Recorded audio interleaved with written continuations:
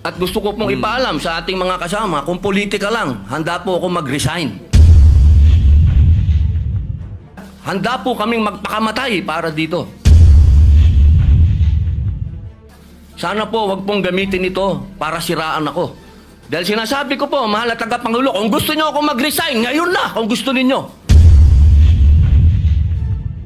Wag niyo akong siraan. So, Majority Leader, you have the floor. I think Senator Rowan Padilla wants the floor. Yes, sir. Yes, Senator Padilla, you're recognized. Maraming salamat po, Ginoong Pangulo. Nais ko lamang pong kunin ang pagkakataon nito bilang parlamentaryong pagsisiyasat po. Sana ganap po di ito sapagkat, Ginoong Pangulo, ako po'y naguguluhan. Sapagkat dito pong nakaraang Huwebes, meron pong naglabas na isang journalist ito, isang istasyon, na sinasabi na ako daw po ay nagngat-ngat dito sa loob ng Senado. Ito po ay Ano po yung... middle finger po. Habang tayo daw po ay nagsasagawa ng lupang hinirang, nagpa-flag ceremony, ako daw po ay nagngat-ngat. At ito po ay naging malaking issue.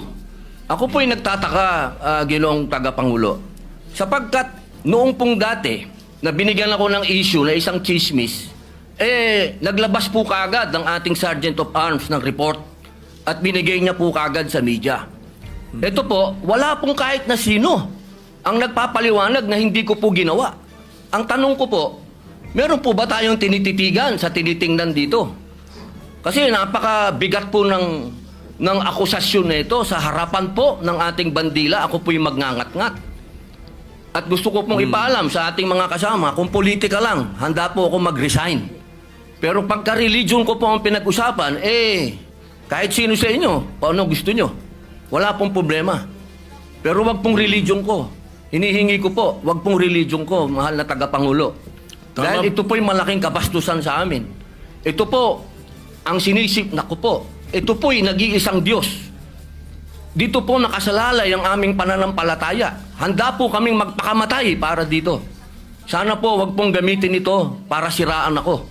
Dahil sinasabi ko po, mahal na tagapangulo, kung gusto niyo ako mag-resign, ngayon na, kung gusto ninyo. Wag niyo akong siraan. Yun lamang po. Maraming salamat po. Tama po kayo, pero ngunit ang inyo pong lingkod bilang Pangulo, nung nakita ko po yan, ang sinabi ko sa kanila, tingnan muna nila yung mga litrato sapagkat nagpakita ng ibang litrato na kayo ay ang pintuturo ang nakataas at may eksplanasyon na ito ay isang religious practice kapag kayo ay nagsasampalataya sa bandila. Baka lang hindi nakarating sa inyo yung explanation na sinabi ko. Kaya ipagpatawad nyo na kung ang Sergeant at Arms, so ang mga journalist natin ay hindi nila napansin yan.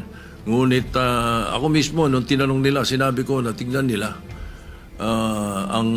Merong mga pinakitang litrato ninyo sa kabilang side na malinaw na hintuturo ang inyong pinapakita. Opo, Kaya patawarin nyo na silang ng mga nagkamali at medyo natangaan pang pananaw. Opo, mainam po sana maglabas din po ng formal na investigasyon at formal na pahayag ang Senado patungkol po dito. Kasi, Ginoong Pangulo, yung lumabas pong mga, meron pang parang dinoktor pa eh. Meron pong, malabo yung isang litrato eh. Meron pong nilabas sa apology ang Rappler Opo. sa inyo. Opo. Na ito ay mali ang pagkakasabi nila na kayo ay merong ginawang tawag niyo po, ingat-ngat. Opo. Alam niyo po, Ginoong Pangulo. Humingi ng tawad sa inyo. Ayan Opo, pero napakainam po kung manggagaling po sa Senado sapagkat marami naman pong camera dito ang magsasabi na hindi ko po ginawa yan. Hindi ko po magagawa yan. Tama. Napakalaking pambabastos po niyan. Hindi ko po magagawa, Ginoong Pangulo. Ako na mismo bilang bilang Senate President o tagapangulo ninyo, ako na nagsasabi na hindi ninyo ginawa yan. At tama yung mag-apologize sila sapagkat mali ang pinakita nila. Patawarin nyo na sila. Meron pang isa, merong naglabas din ng isang fake news na meron daw kumakanta rito ng Bayang Magiliw na pababoy. Papayagan ba natin mangyari dito yun? Hindi po totoo yun. Hindi nangyayari yun. Nandito kami at wala tayong nakitang nagkumanta ng bayang magiliw dito o ng lupang hinirang dito na mali. Kaya dapat nag-iingat ang ating mga netizens. Na ibang napakahusay ng mga netizens natin kung tutuusin eh. Pero may mga ilan nakakasingit talaga ng mga fake news na ganyan. Siguro masyado na kayong popular kaya kayo pinag-initan. Maraming salamat po, Ginoong Pangulo. Wala po nga naman.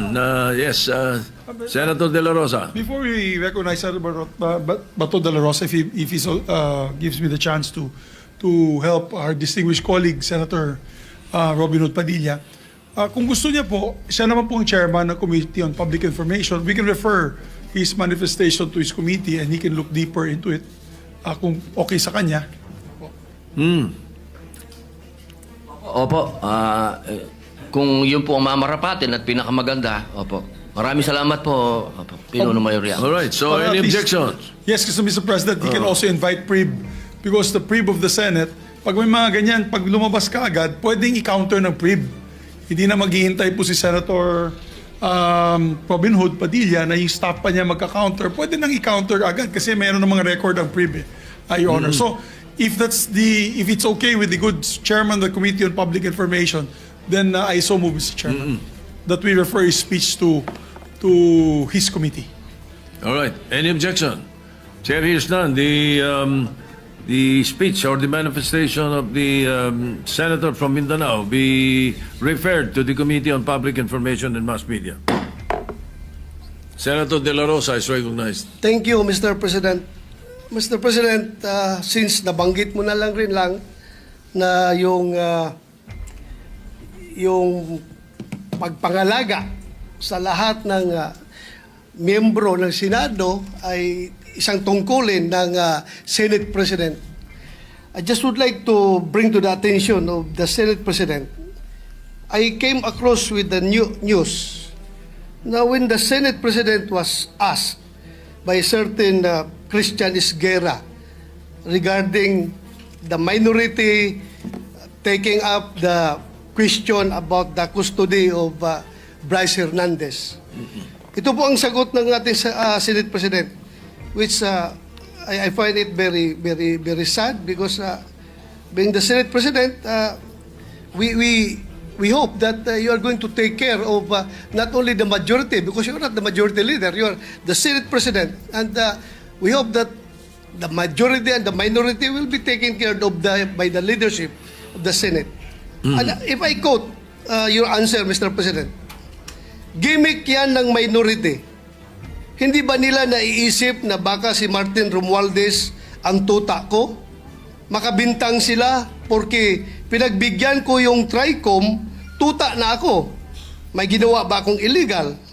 Yung request ng House of Representatives, illegal? Hindi. Ang gusto ninyo, awayin ko yung House of Representatives on day one. Mamatay sila sa sama ng loob.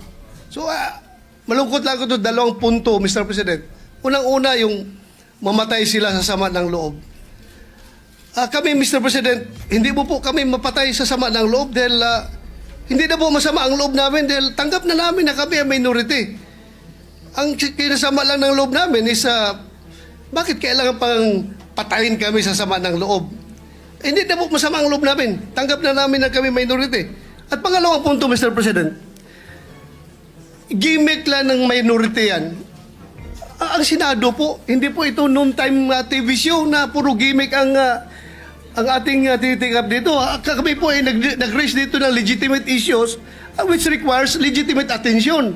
So, Mr. President, ako po ay nalulungkot which brings me to my parliamentary inquiry, Mr. President, na yung si Bryce Hernandez, yung kanyang custody was transferred, physical custody, I'm talking about physical custody, was transferred from the Pasay City Police Station to the Senate Sergeant at Arms room. Through yung from correction, from Camp Crame to Pasay, it was done through plenary action.